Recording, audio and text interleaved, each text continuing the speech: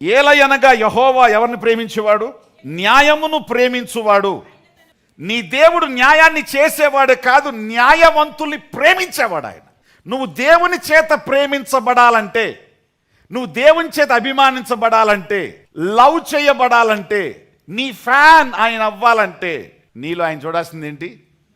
Justice. హల్లెలూయా. నీలో న్యాయాన్ని దేవుడు చూశాడా? దేవుడు బై డిఫాల్ట్ నిన్ను ప్రేమిస్తాడు.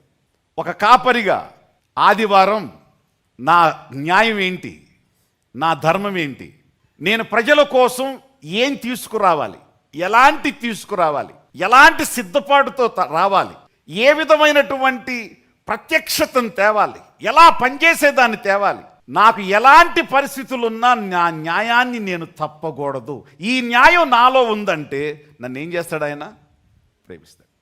మిమ్మల్ని అడుగుతున్నాను, husbands, wives, children, sons and daughters, అత్తలో, కోడల్లో, అల్లుళ్ళు, మీ ధర్మాలు, మీ న్యాయాలు మీకున్నాయి. ఆ న్యాయాన్ని మీరు ప్రేమించి ఆ న్యాయ ప్రకారం మీరుంటే ప్రభు మిమ్మల్ని ఏం చేస్తాడంట? న్యాయవంతులను ఆయన ప్రేమిస్తాడు. ప్రేమించిన వాళ్ళకి సహాయం చేయకుండా ఉంటాడా? ఆయన ఖచ్చితంగా వారికి మేలు చేస్తాడు. Praise the lord. అబ్రహాము ఆశీర్వాదానికి అబ్రహాము ఒక్క పని మాత్రమే కాదు, అబ్రహాము దేవుణ్ణి అంతగా ప్రేమించాడు. అబ్రహాము బహుమానం అత్యధికం అవడానికి కారణం ఏంటో తెలుసా? 5 పట్టణాల ఆస్తి అప్పలంగా తన దగ్గరకు వస్తే ఏమన్నాడు? చెప్పుల వారైనా నూలు పోగైనా దీనిలో నాకు అవసరం లేదు. సొదొమ, గొమొర్రా, ఆద్మా, సెబోయిము, సోయార్ అనే 5 పట్టణాల ఆస్తి తనకి ఇస్తుంటే రాజులు అయ్యా మమ్మల్ని తప్పించావు, మమ్మల్ని రక్షించావు, థ్యాంక్ యూ, దయచేసి ఈ బహుమానం తీసుకొని ఇస్తుంటే ఏది నాకు అవసరం లేదండి. ఎందుకు? ఇది వ్యభిచారుల ఆస్తి. లోతు కోసం నేను వచ్చాను కానీ మిమ్మల్ని తప్పించడానికి నేను రాలా. నా దేవుడి విజయం ఇచ్చాడు, దేవునికి స్తోత్రం. మీది నాకు అవసరం లేదు. రేపు మీరేమంటారు? నేనే అబ్రామును ధనవంతునిగా చేసి ఇతనని రేపు మీరు చెప్పకూడదు. ఇంటికి వెళ్ళేసరికి దేవుడు ఇంటికి వచ్చి, అబ్రహ్మా బాగున్నావా? ప్రభు ప్రభు ప్రభు బలర్పిస్తే వచ్చావు, ఇదేంటి ప్రభు వచ్చేసావంటే, పరలోకంలో కూర్చోలేకపోయానయ్యా.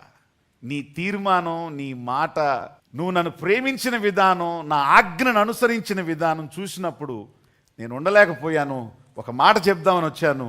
ఇప్పుడు వరకు నీకు ఒక బహుమానం నిర్ణయించాను, కానీ ఈ నిర్ణయం తర్వాత నీ బహుమానాన్ని ఏం చేస్తున్నాను? డబల్. Praise the Lord. మీకు తెలుసా, మీరు దేవుని న్యాయ విధిని ప్రేమించే వాళ్ళైతే మీ బహుమానాలు డబల్ అవుతాయి. అనుకోని ప్రమోషన్స్ వస్తాయి, అనుకోని హైక్స్ వస్తాయి, అనుకోని లాభాలు వస్తాయి, అనుకోని సహాయాలు వస్తాయి. ఒక ఉన్నాయి ఓడతని అనుకో, ఎక్కడో ఎలికి దూరిందని అర్థం, ఎక్కడో బొక్క పెట్టిందని అర్థం, పక్కకు లాగేస్తుందని అర్థం. గుర్తుపెట్టుకోండి, దేవుని న్యాయ విధిని ఎవ్వరు ప్రేమిస్తారో వారు ప్రభువు చేత ఏమవుతారు? ప్రేమించు. దేవుని యొక్క 39:14 ఈ విధంగా ఉంది, నీతి న్యాయాలు ఆయన సింహాసనానికి కాళ్ళు లాంటివి అంట. మనకెన్ని ఉంటాయి? ఒకదాని మీదే మనం ఒకటి ఎంతసేపు కూర్చుంటాం, కింద పడతాం, ఇరిగిపోతాయి.